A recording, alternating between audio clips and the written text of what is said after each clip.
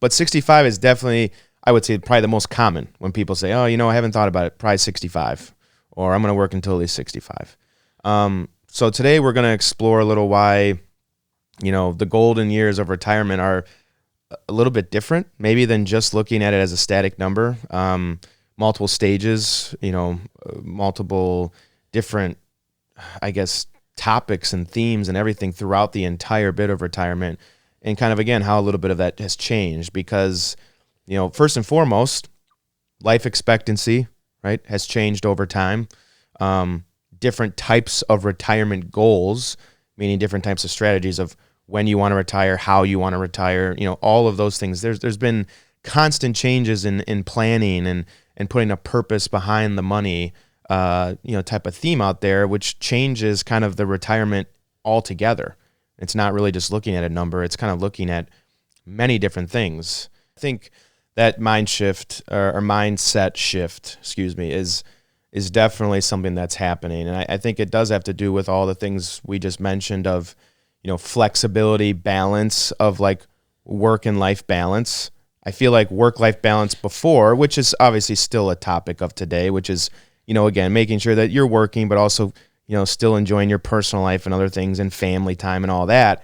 But I feel like now there's also like an extra, section, to that, which is, when you're getting to retirement, it's almost like work-life balance is like limping into retirement where you're still working, you're still doing things, even though you're kind of retired or semi-retired. I think that it's helping people with maybe the identity crisis that can sometimes happen when you do fully retire. And if your work was your whole life, your whole identity, I feel like that kind of limp in helps with that.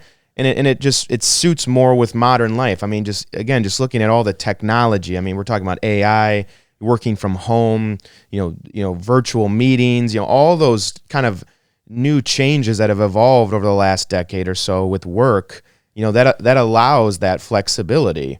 Whereas before, maybe it didn't. People were going into the office 9 to 5, and that was it. There's no virtual meetings. There's no AI. There's no technology of all these, phone call, all these different things that are out there. Now it's much more fluid and evolving in terms of how you work. So that allows people to maybe be able to continue working, at home and more flexible. And I think that just suits more of the modern lifestyle.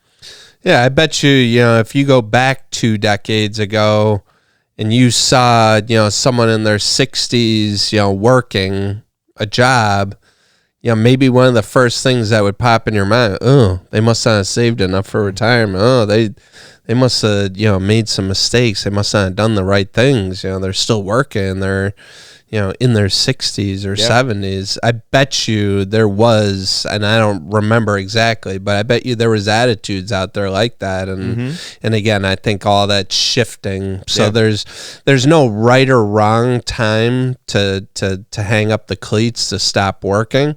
And, the way we use the word retirement, can be flexible. For sure. Retirement at 65 isn't the end. It's just the beginning. Watch the full episode of the Unleashed podcast, Rethinking Retirement, now on YouTube. Subscribe and hit the notification bell so you never miss an episode.